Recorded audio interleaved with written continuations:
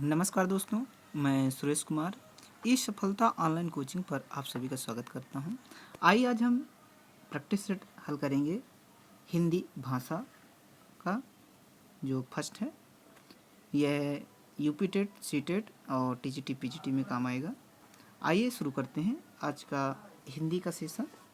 तो आज का जो पहला प्रश्न है सेशन का और प्रैक्टिस सेट का 31 नंबर का प्रश्न है, कौन वर्ण घोष नहीं है? ए, छ, आ, डा। बताइए। 31 का बी सही है, छ। नेक्स्ट अगला प्रश्न है 32, किस शब्द में रि स्वर नहीं है? कृपा, कृष्ण, दृष्टि, रिवाज। 32 का डी सही है, रिवाज। अगला प्रश्न 33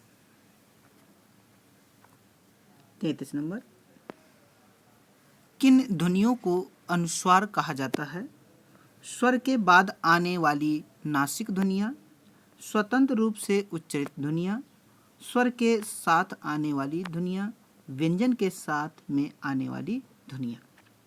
33 का ये सही है, स्वर के साथ आने वाली ध्वनियों को नासिक कहते हैं। नेक्स्ट अनुस्वार में अगला प्रश्न 34,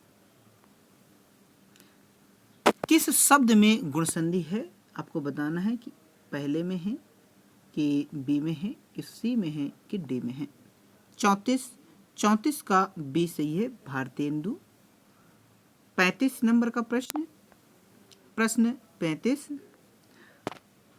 वृक्ष चा छाया का संधि विच्छेद क्या होगा? वृक्षः प्लस छाया, वृक्षः प्लस छाया, वृक्षस्य प्लस छाया, ये वृक्ष प्लस छाया बताना है। 35 का डी से ये वृक्ष प्लस छाया। नेक्स्ट 36, सिमश्रु शब्द का तद्भव रूप होगा। आपको बताना है मूछ होता है कि अश्रु होता है कि आंसू होता है कि ससुर होता है। 36 का ए सही है, मूछ। 37 नंबर प्रश्न, विपरीत अर्थ का बोध कराने वाले शब्द को कहते हैं? पर्यायवाची शब्द, विलोम शब्द, समानार्थक शब्द या एकार्थक शब्द। 37 का बी सही है, विलोम शब्द। प्रश्न 38, वर्ण शब्द का अर्थ नहीं होता? रंग, आकाश, जाति, अक्षर।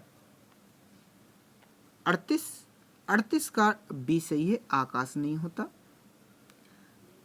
39, कौन सा शब्द कमल का पर्यायवाची नहीं है? जलज, अंबुज, मानसिज, पंकज। 39 का सी सही है, मानसिज। प्रश्न 40, जिसका मन व ध्यान दूसरी तरफ हो के लिए एक शब्द होगा? मनन, वेश्याओं, मनवा या अन्य मनस्क। बताइए। 40 का डी सही है, अन्य मनस्क। अगला प्रश्न 41, अभिधा शब्द शक्ति में आपको बताना है कि वाच्यार्थ प्रकट होता है कि लक्ष्यार्थ प्रकट होता है कि व्यंग्यार्थ प्रकट हो या विचित्र अर्थ प्रकट होता है। बताइए। 41 का ए सही है, वाच्यार्थ प्रकट होता है, जैसा बोला जाता है वैसा ही अर्थ होता है। अगला प्रश्न 42, भाववाचक संज्ञा के अंतर्गत आते हैं पशु, पक्षी आदि, गुण, दोष आदि, दिशाएं आदि, आभूषण आदि। बताइए। 42 का बी सही है, गुण दोष आते हैं भाववाचक संज्ञा में। 43, प्रश्न 43, मदन काली पतलून पहनकर खेलने आया के में विशेषण आपको बताना है, काली में है कि पतलून में है कि मदन में है कि खेलने में है। 43 का जो उत्तर है ए सही है, काली। अगला प्रश्न है 44। प्रश्न 44, वहां मोहन के डैड डैश कोई नहीं था। वाक्य में रिक्त स्थान की जो है पूर्ति करना है आपको, या और अलावा अथवा। 44 का सी सही है, अलावा कोई नहीं था। 45 देखेंगे, हमें सफलता मिलने तक प्रयास करना चाहिए। इस वाक्य में जो है तक है, क्या है? समुच्चय बोधक अव्यय, क्रिया विशेषण या संबंध बोधक अव्यय या विस्मय आदि बोधक अव्यय। बताइए। 45 का सी सही है, संबंध बोधक अव्यय। अगला प्रश्न है 46, को और के लिए किस कारक के चिन्ह हैं? संप्रदान कारक, करण कारक, अपादान कारक, संबोधन कारक। 46 का ए सही है, संप्रदान कारक। कर्ता ने कर्म को करण से द्वारा संप्रदान के लिए आपको होता है। अगला प्रश्न है आपका 47। ये आपकी स्क्रीन पर 47, थोड़ी प्रिंट जो है धुंधला है। 47, उद्देश्य और विधेय किसके अंग हैं? वाक्य के, रचना के, शब्द के, अर्थ के।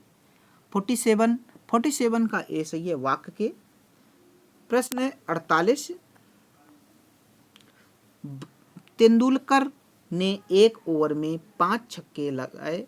इस वाक्य में उद्देश्य है छक्के, तेंदुलकर, ओवर 5।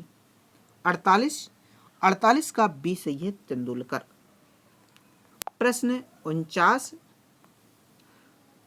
विराम चिन्ह जो ये इसके अंदर है आपका, तो बताना है आपको, बॉक्स के अंदर है कि कौन सा विराम चिन्ह है। ये अर्ध विराम है कि विराम है कि अल्प विराम है कि हंस पद है? बताइए। 49 का ए सही है, अर्ध विराम है।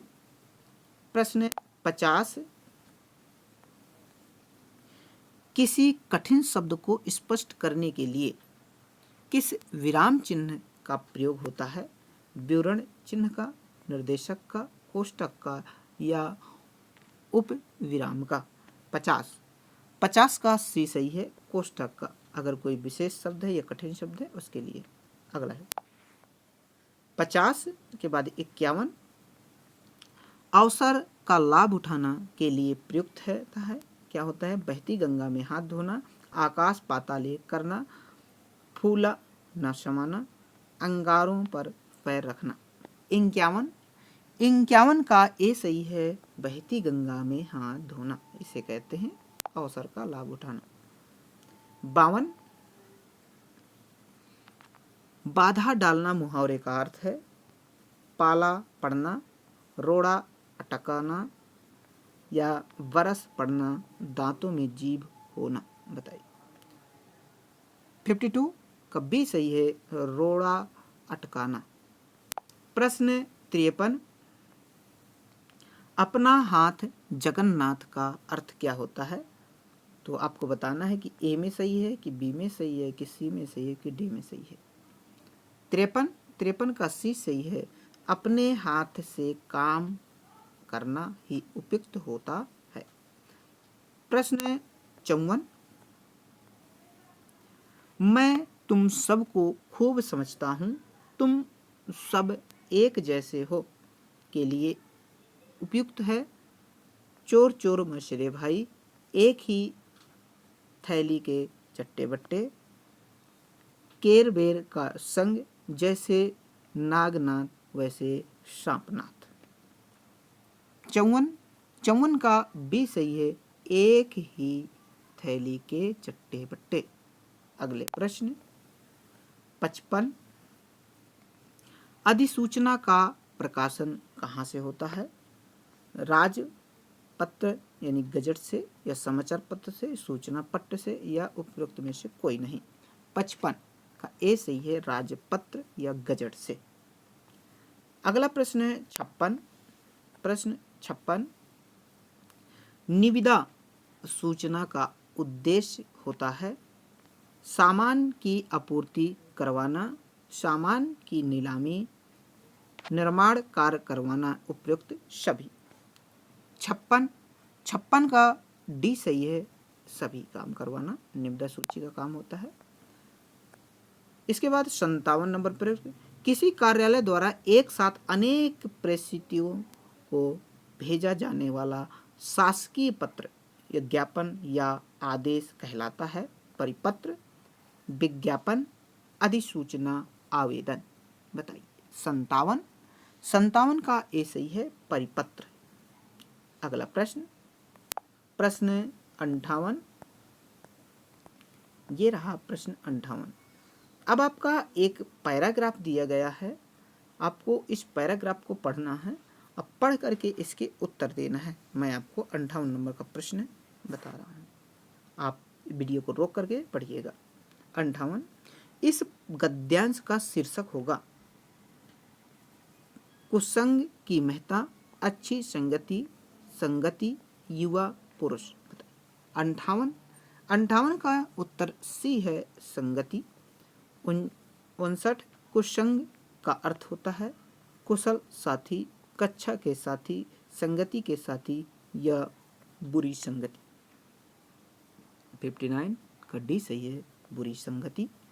प्रश्न 60, हिंदी का अंतिम प्रश्न, इस गद्यांश का केंद्रीय भाव क्या है? संगति का महत्व, युवा पुरुष या नीति और सद्वृत्ति या उन्नति। बताइए। 60 का ए सही है, संगति का महत्व। तो ये थे हिंदी के 30 प्रश्न यूपी टेट के लिए या सी टेट के लिए, और आप इनको कहीं भी प्रयोग कर सकते हैं, भाषा के प्रश्न हैं। तो यह वीडियो यहीं तक, इसके बाद अगला प्रैक्टिस लेकर आऊँगा। तब तक के लिए नमस्कार, जय हिंद, जय भारत।